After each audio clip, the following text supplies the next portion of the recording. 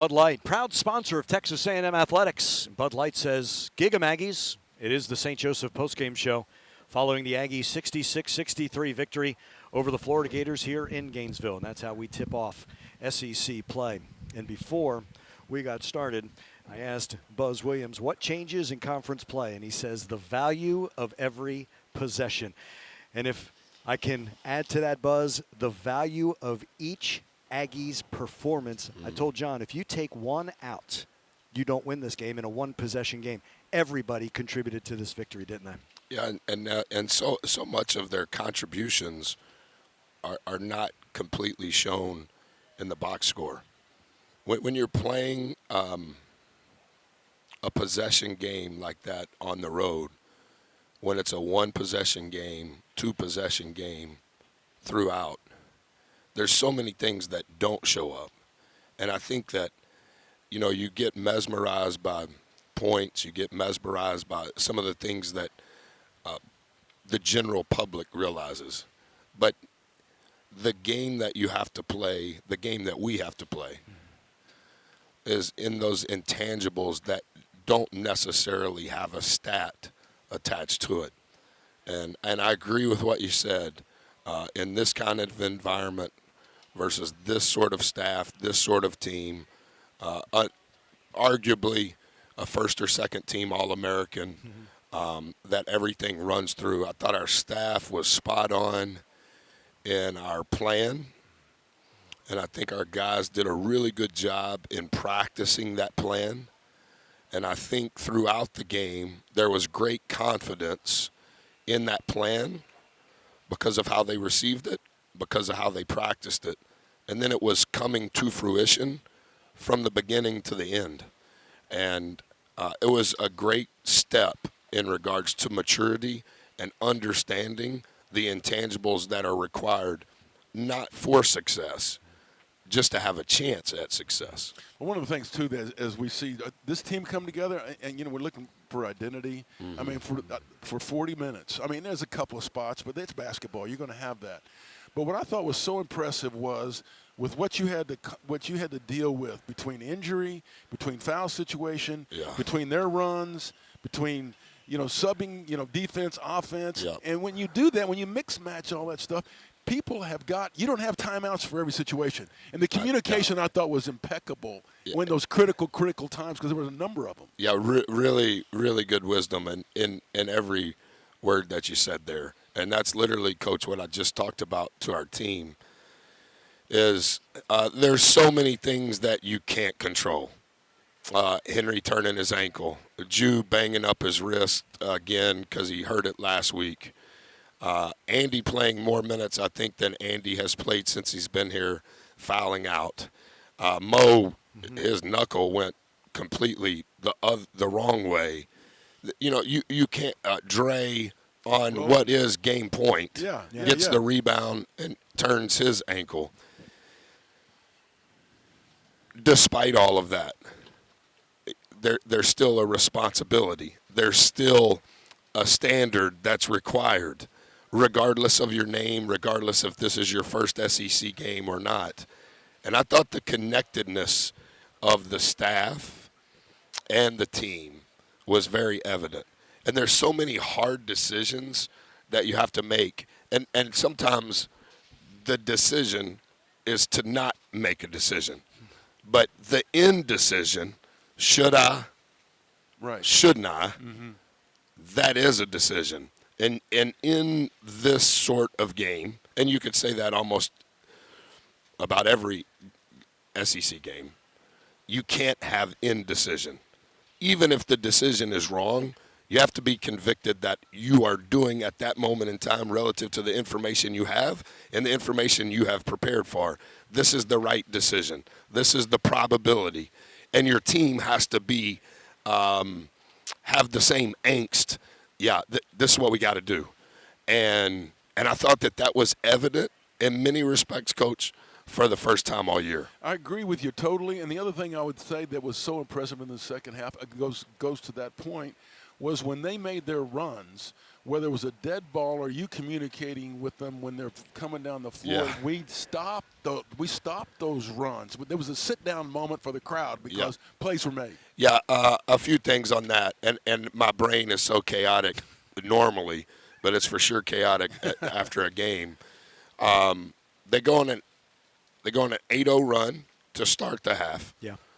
Have to call timeout, and that was one thing that I did mention to the team, guys. Timeouts at this level are manna from heaven, and when there is something that you can control, you don't want to use a timeout. Right.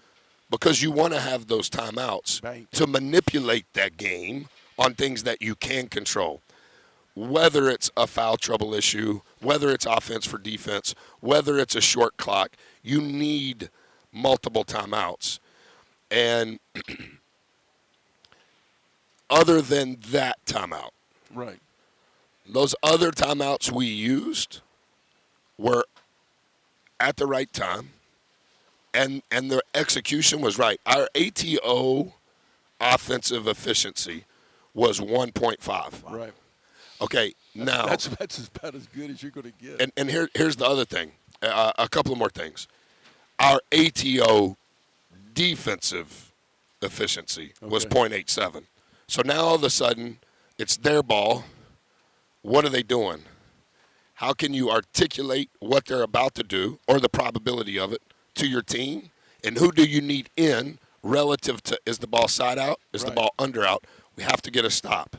And relative to who you have in to get that stop, you have to know what the consequence is on the other end.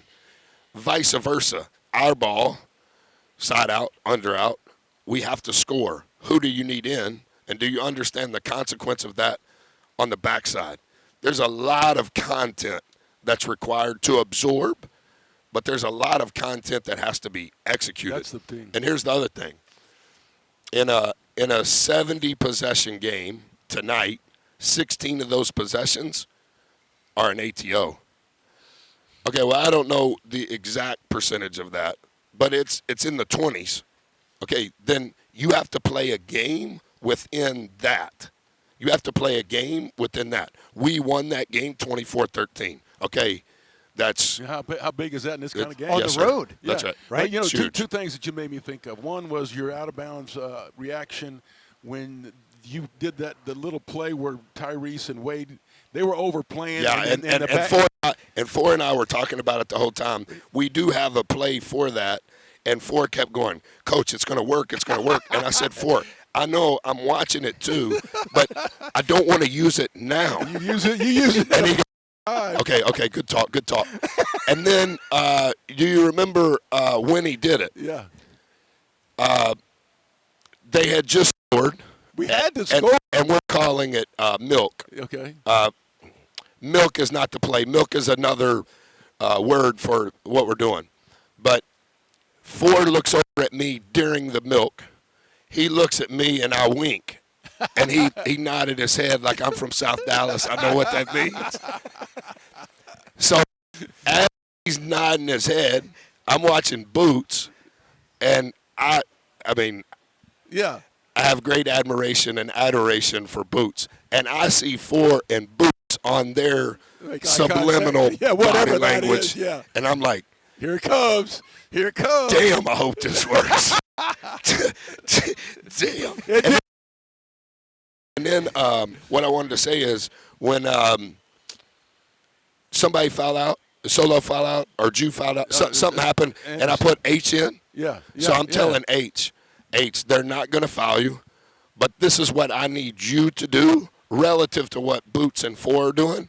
And then it led to the last possession. And how about that pass, Andre? The guts he had to throw that. He's a quarterback. That's what I'm saying. He's a quarterback. But the other play was when they were overplaying the guard play because Boots and Wade were having their way a little bit, and you brought everybody up, and Julius took them to the rack. Yes. The rim that you talked about. Yeah, the three big rocks. I think I told you two of them. Not that I'm trying to keep anything from you, but I don't blame you. Man, our guys did those things at a high level, and that was our staff's work That was our staff making sure our players understood it on Monday, understood it even better on Tuesday, repeated the same message again today at shoot-around. And it's such the energy required is monumental. It is. And sometimes when people think about energy, they think about playing hard, and that's right. But the energy required emotionally, when things don't go well, when things do go well, how to handle that. The energy required mentally, hey, what is this and what's about to happen and what is my job in this? The energy required in each of those gas tanks, that is the sign that we took the next right step. Because in each of those figurative gas tanks of energy, we never ran out of gas. Mm-hmm. And we were always aware and holding one another accountable. And I'm proud of our guys specific to that, because I think that was why we won. Buzz, they didn't shrink. Florida makes the move. They tie the game. They take a 1-point lead, and you get it right back. They didn't shrink in that moment, saying this is too big for us. They had a response. They started 8-0, mm-hmm. And I said nice words that Grandma would have been proud of. But you know what I would say, Monaco, is, do you remember when Henry got hurt? It was a shot clock violation. Yes. That they didn't call. They didn't call. And so everybody's mad at me because I'm on the floor. I'm on the floor to go see Hen, but it was a shot clock violation. And Henry's heart is pure. And Henry's fight, that's the fight I want my sons and daughters to have.